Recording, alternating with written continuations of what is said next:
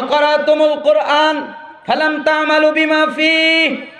2, তোমরা কোরআনুল কারীম পাঠ করো ঠিকই, তোমরা কোরআন পড়ো, তোমরা কোরআন পাঠ করো, কিন্তু তোমরা কোরআন অনুযায়ী চলো না, তাই না?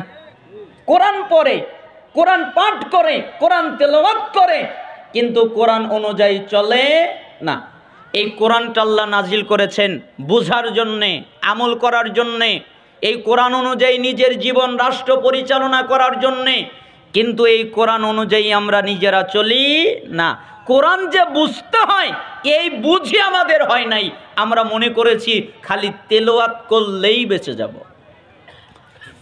অথচ আল্লাহ তাআলা সূরা তাহা 124, 125, 126 নম্বর আয়াত উল্লেখ করেছেন।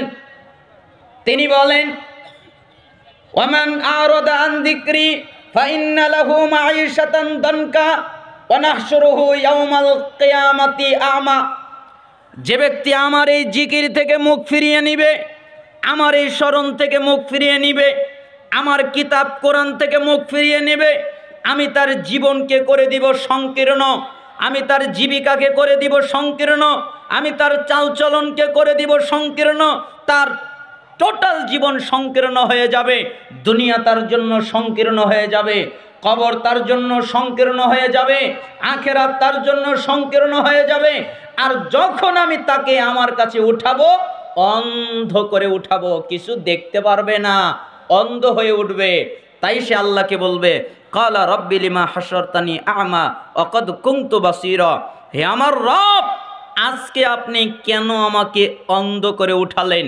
আমি যখন দুনিয়ায় ছিলাম চক্ষুওয়ালা ছিলাম, চোখ দিয়ে দেখতে পারতাম, কিন্তু আজকে আমাকে অন্ধ করে উঠালেন কেন? আল্লাহ তাআলা জবাব দিবেন, ক্বালা কাযালিকা তাতকা আয়াতুনা ফানাসিতাহা ওয়া কাযালিকাল ইয়াওমা তুনসা। কেন?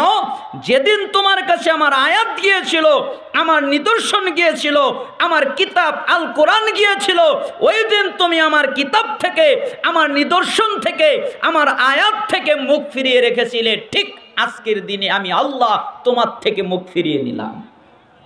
আচ্ছা, আল্লাহ যদি মুখ ফিরিয়ে নেয়, বাঁচার কোনো উপায় আছে? কোনো উপায় নেই।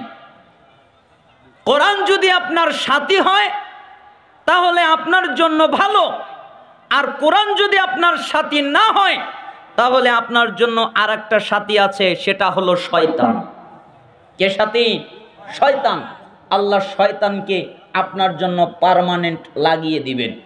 সূরা যুখরুফ পড়েন, 36 নম্বর আয়াত দেখেন, আল্লাহ তাআলা বলেন, ওয়া মাইয়াশু আন যিকরির রহমান নুকাইয়িদ লাহু শাইতানা ফাহুয়া লাহু কারিন।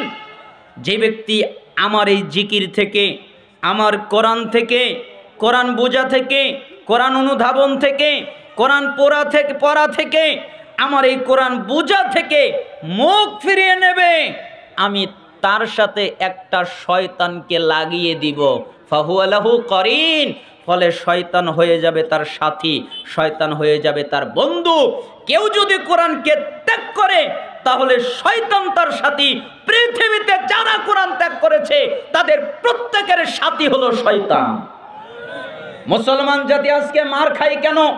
মুসলমান জাতি আজকে অধঃপতনে কেন? মুসলমান জাতির যতগুলো কারণে তারা নিজেরা অধঃপতনে চলে গেছে, অন্য অন্য জাতির বিরুদ্ধে যেতে পারেনি। মুসলমান জাতি হলো বীরের জাতি।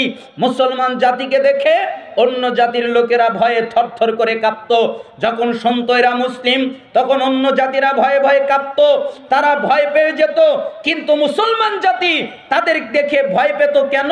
কারণ তখনকার মুসলিমদের কাছে কোরআন ছিল, তারা কোরআন অনুযায়ী জীবন পরিচালনা করত। কিন্তু আমাদের কাছে কোরআন আছে, আমরা কোরআন অনুযায়ী জীবন পরিচালনা করি না, অভিশপ্ত হয়ে গেছি। তাই অন্য জাতিকে দেখে, যেই মুসলমানদের দেখে অন্য জাতিরা ভয়ে থরথর করে কাঁপতো, মুসলমান জাতি আজকে অন্য জাতিকে দেখে ভয়ে থরথর করে কাঁপে। উল্টে গেছে। কেন উল্টে গেছে? এই কোরআনকে ছেড়ে দেওয়ার কারণে। অতএব এই কোরআনকে ধরে রাখেন, এই কোরআন অনুযায়ী নিজে পরিচালিত হওয়ার চেষ্টা করেন। আল্লাহ তাআলা বাইরে শোনা যাচ্ছে না। যারা মাইকের কাজ করছেন, অপারেটর এবং যে আছেন, আপনি একটু মাইকটা দেখেন কোন মাইকগুলো নষ্ট হয়ে গেছে। তার মানে বোঝা যাচ্ছে এই কোরআন অনুযায়ী আপনাকে পরিচালিত হতে হবে, আপনাকে চলতে হবে। আল্লাহ তাআলা নবী পাঠালেন মুহাম্মদ সাল্লাল্লাহু আলাইহি সাল্লাম উম্মতের জন্য শাফায়াত করবেন, এ কথা আমরা জানি। উম্মতের জন্য সুপারিশ করবেন, এ কথা আমরা জানি। কিন্তু তিনি আরেকটি কাজ করবেন, মুহাম্মদ সাল্লাল্লাহু আলাইহি সাল্লাম তার উম্মতের বিরুদ্ধে মামলা দায়ের করবেন। কি দায়ের করবেন? মামলা দিবেন। শুধু শাফায়াত করবেন, শুধু সুপারিশ করবেন, এটাই শুধু নয়, মামলাও করবেন। সূরা ফুরকান 30 নম্বর আয়াত পড়েন। আল্লাহ তাআলা বলেন, ওয়াকালা রাসূল, সেদিন রাসূল বলবেন, ইয়া রাব্বি, হে আমার রব, ইন্না কওমি ইত্তাখাযু হাযাল কুরআনা মাহজুরা, আমার জাতির লোকেরা কোরআনকে পরিত্যাজ্য করেছে, কোরআনকে পরিত্যাগ করেছে, এই কারণে আমি আজকে তাদের বিরুদ্ধে মামলা দায়ের করলাম। তার মানে যারা কোরআন পরিত্যাগ করে, যারা কোরআন পরিত্যাজ্য করে, এদের বিরুদ্ধে মুহাম্মদ সাল্লাল্লাহু আলাইহি সাল্লাম মামলা দায়ের করবেন।